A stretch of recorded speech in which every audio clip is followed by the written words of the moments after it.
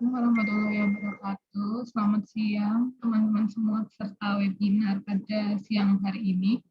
Nah, di sini saya Gazaulia Handiska akan menjelaskan tentang optimalisasi digitalisasi UMKM di masa pandemi dalam persaingan global di era modern.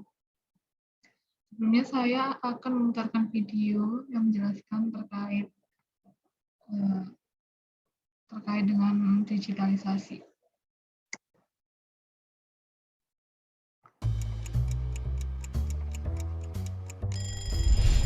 Setiap pagi mungkin kita bangun karena dengar suara alarm di HP kita. Sambil melek di pinggir kasur, buka HP dulu, update media sosial, dan sehabis mandi langsung berangkat ke sekolah naik ojek online, dan kalau mau jajan tinggal pesen makan. Semua lewat HP kita. Tapi pernah gak sih kepikiran kalau di zaman dulu semua teknologi ini emang belum ada? Terus gimana sih rasanya hidup di zaman sebelum teknologi yang kita kenal ditemukan? Jadi lebih enak mana hidup di zaman sekarang atau tahun 50-an? Pastinya banyak yang jawab lebih enak zaman sekarang. 70 tahun yang lalu jelas belum ada internet, belum ada YouTube, video ini, dan tentunya belum ada smartphone. Tiap pagi dibangunin sama jam waker. Kalau mau nelpon orang kita harus pakai telepon ribet yang mesti diputar-putar. Kalau mau dengerin musik kita harus pakai alat gede ini buat mainin piring yang gak kalah gede. Berangkat pergi mesti jalan kaki, kalau jauh baru naik delman. Sungguh sangat ribet. Tapi gimanakah sekarang benda-benda ini? Bagaimana bisa semua hal yang ribet ini dimasukin ke HP kita yang kecil? Jadi, ceritanya ada revolusi yang dipimpin sama teknologi digital. Sebelum revolusi ini, penyimpanan data masih berbentuk analog atau bahkan manual. Buat ngirimnya juga belum canggih-canggih banget. Tapi dengan teknologi digital ini pastinya semuanya jadi lebih cepat dan praktis. Tapi bayangin dulu kita nyimpen data-data masih ditulis di kertas, sedangkan satu CD bisa nyimpen data sama dengan 19 meter tumpukan kertas. Dan akhirnya zaman sekarang kita udah biasa banget nemuin memori 1 tera.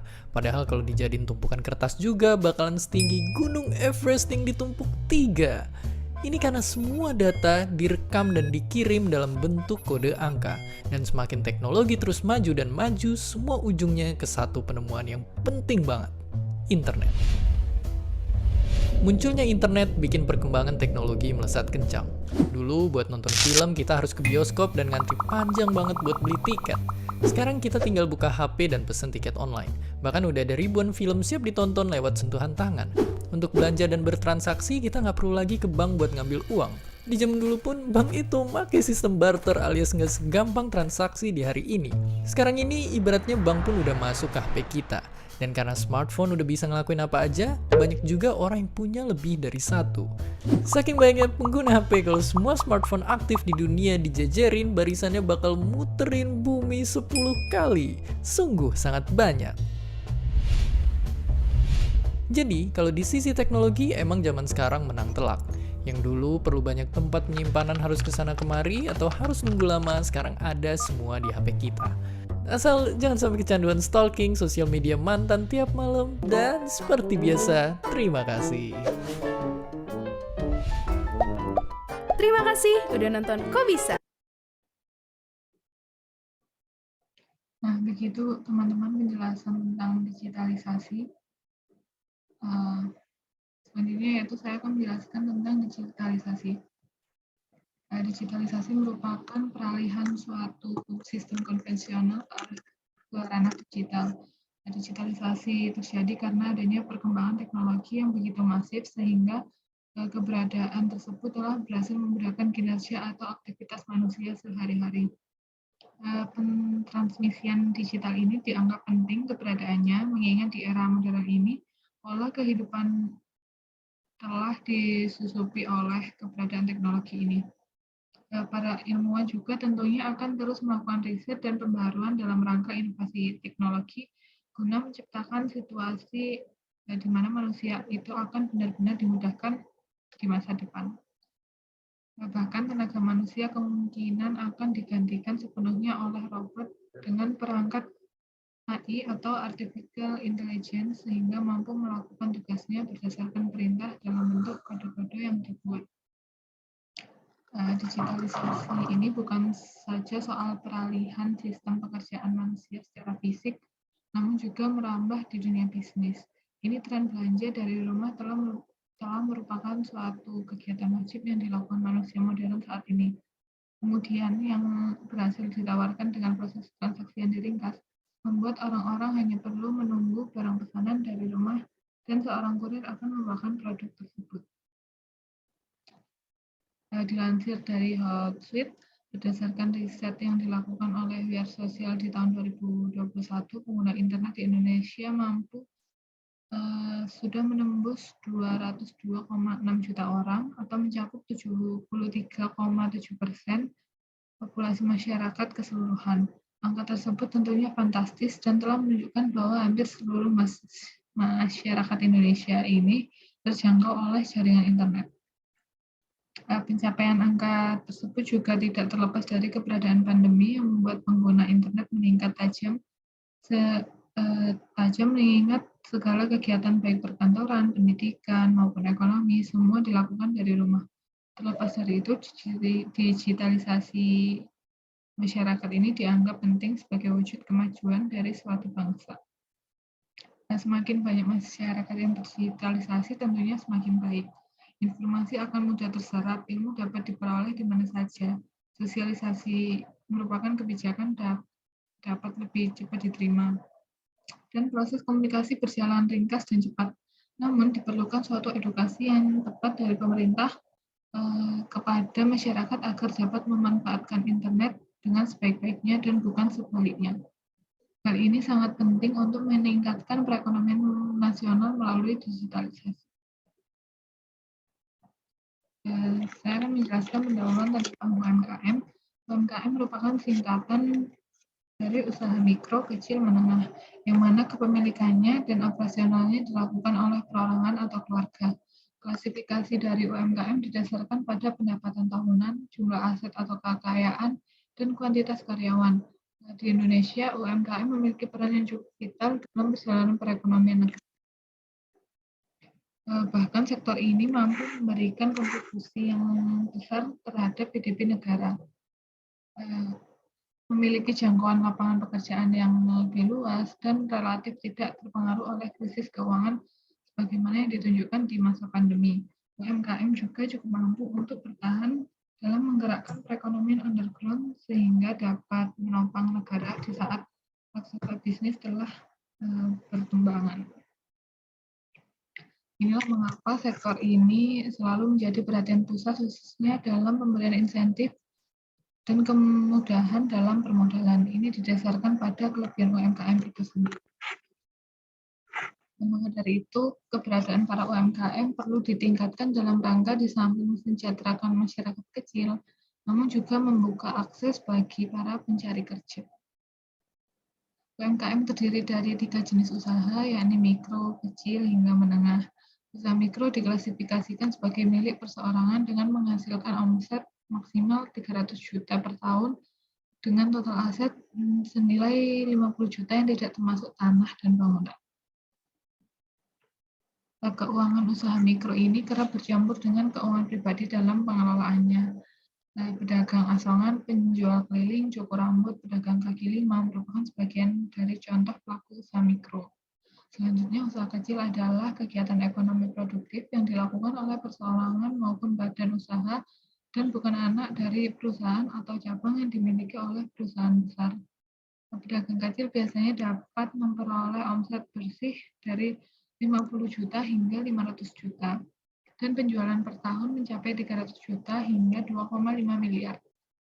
Rumah makan, bengkel, usaha cuci motor, mobil, laundry merupakan bagian dari usaha kecil. Terakhir adalah usaha menengah yang merupakan kegiatan ekonomi mandiri yang dijalankan oleh orang atau pebisnis yang perusahaan atau cabang perusahaan yang dimiliki. Omset per tahun dapat melebihi 500 juta. Usaha ini mesti memiliki legalitas selain pengelolaan keuangan tersendiri, contohnya yaitu pertokoan, restoran, dan minimarket. Di masa pandemi ini tentunya keberadaan ekonomi mampu menjadi penyelamat ekonomi Indonesia yang tengah terpuruk. Hilangnya lapangan pekerjaan maupun PHK besar-besaran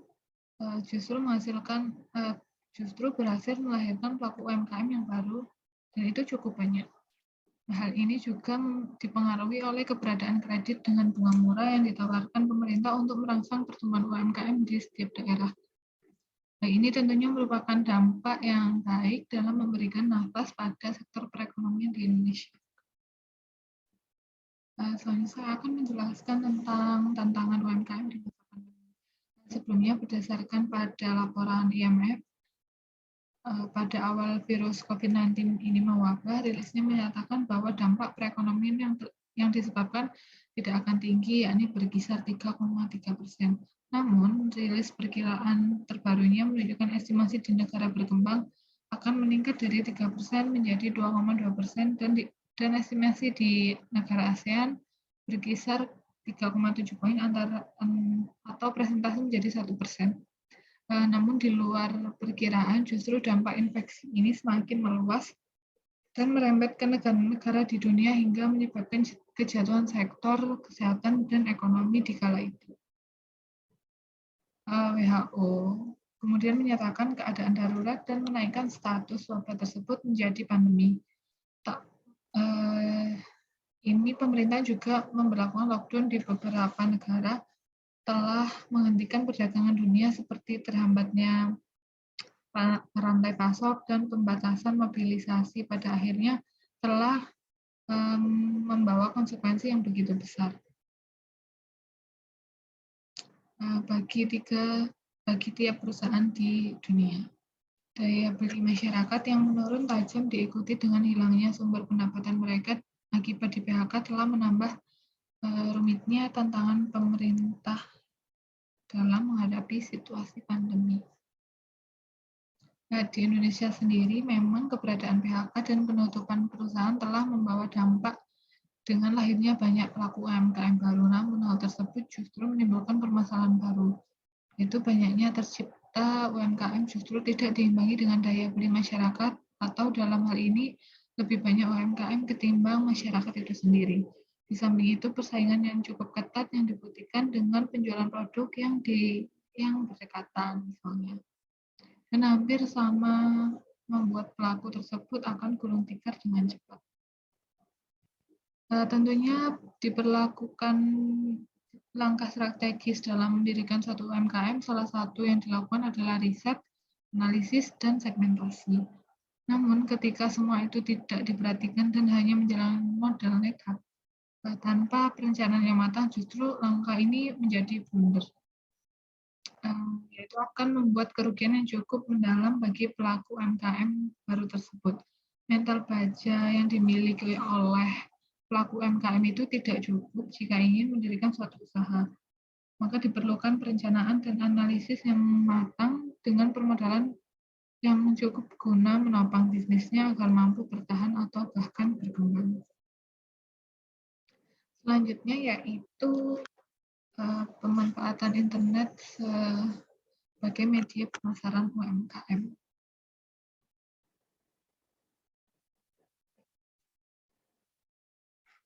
Nah, pasca eksekusi perencanaan untuk mendirikan UMKM, modal papan nama saja tidak cukup untuk memperkenalkan produk mereka dan juga menjaga kepercayaan. Namun, pelaku UMKM harus berani untuk mengepakkan sayapnya ke ranah digital.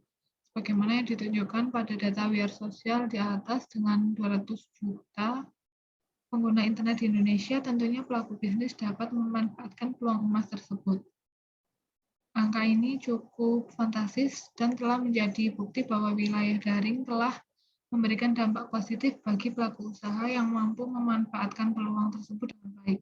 Hal ini tentunya harus didukung dengan ide-ide kreatif dan pemahaman ekonomi modern yang baik, walaupun hanya sebagian dasar saja.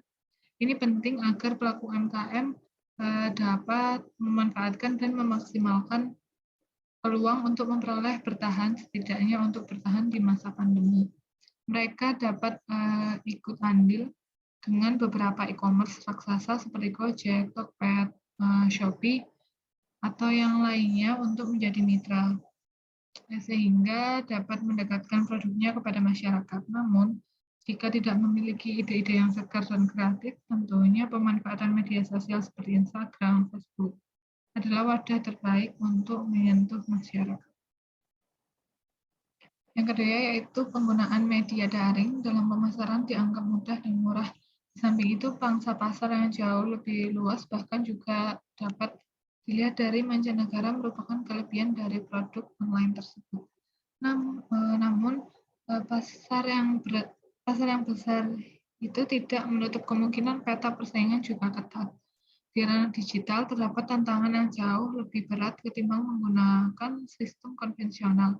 Dalam dunia daring, pedagang dan pembeli dapat saling berinteraksi, bahkan di media sosial, pedagang harus mempersiapkan diri jika terdapat komentar pedas dan secara terbuka dapat dilihat oleh netizen.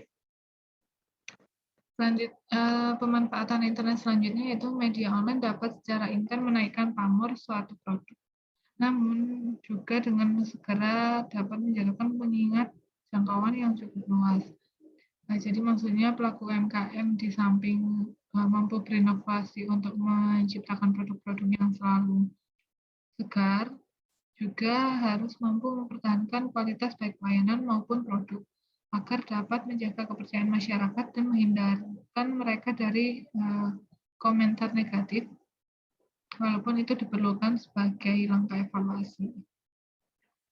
Selanjutnya yaitu saya akan menjelaskan tentang edukasi dari pemerintah mengenai pemasaran di era digital. Sebagai pemangku kebijakan, pemerintah tentunya memberikan pelatihan berupa sosialisasi maupun edukasi, baik secara langsung maupun dalam bentuk visual seperti memanfaatkan media internet. Contoh yaitu webinar, Zoom, dan sebagainya. Sasarannya adalah kaum dewasa yang masih nyaman dengan nilai konvensional. Dapat dipahami bahwa belum sepenuhnya masyarakat yang paham mengenai digitalisasi UMKM. Mereka akan kebingungan mengenai sistem pengaturan keuangan secara digital dan sistem transaksi modern. Bagi anak muda tentunya hal ini merupakan bagian dari kehidupannya. Namun bagi orang tua tentunya pemerintah mesti harus memberikan pelatihan secara perlahan mengingat untuk memasukkan suatu perubahan yang dianggap masih tabu. Akan sulitnya diterima penerapan di masyarakat khususnya yang masih gaptek.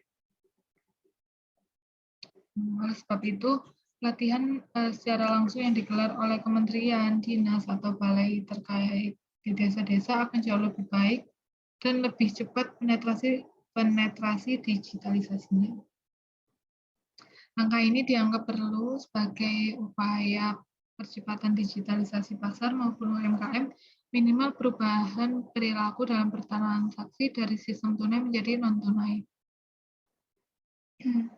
Setelah masyarakat memahami seluk-beluk berbisnis secara daring, tentunya secara perlahan mereka itu akan menerapkan sistem ini dan kemudian akan dapat dituai hasilnya di kemudian hari. Dengan demikian, maka target pemerintah pada tahun 2030 nanti keseluruhannya telah terdigitalisasi.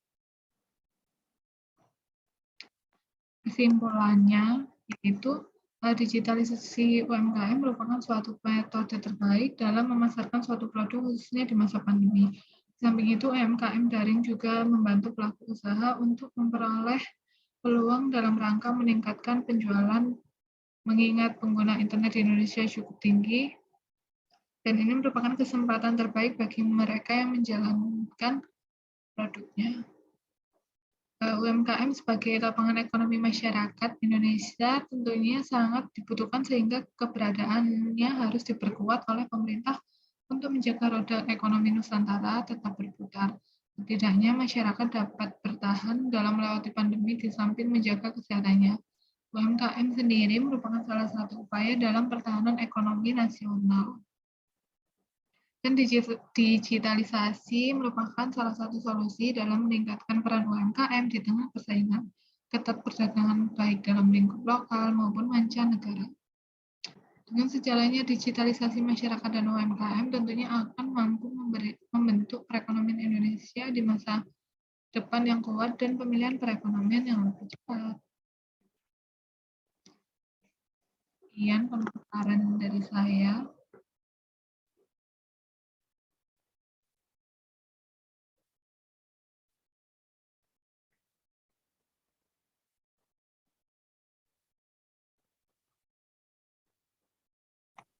Ini pertanyaan. Mungkin dari teman-teman ada yang ditanyakan. Baik Mbak, izin bertanya apakah diperbolehkan? Nah, silakan Mas Fuad. Baik, sebelumnya terima kasih atas pemaparan materi yang menarik tadi. Saya ingin bertanya, jika seseorang punya kemauan memulai strategi digital marketing, tetapi tidak memiliki kapabilitas tentang digital marketing tersebut, apa yang bisa dilakukan oleh orang tersebut? Terima kasih. Baik Mas Fuad, langsung saja saya jawab. Tips-tips digital marketing. Maaf.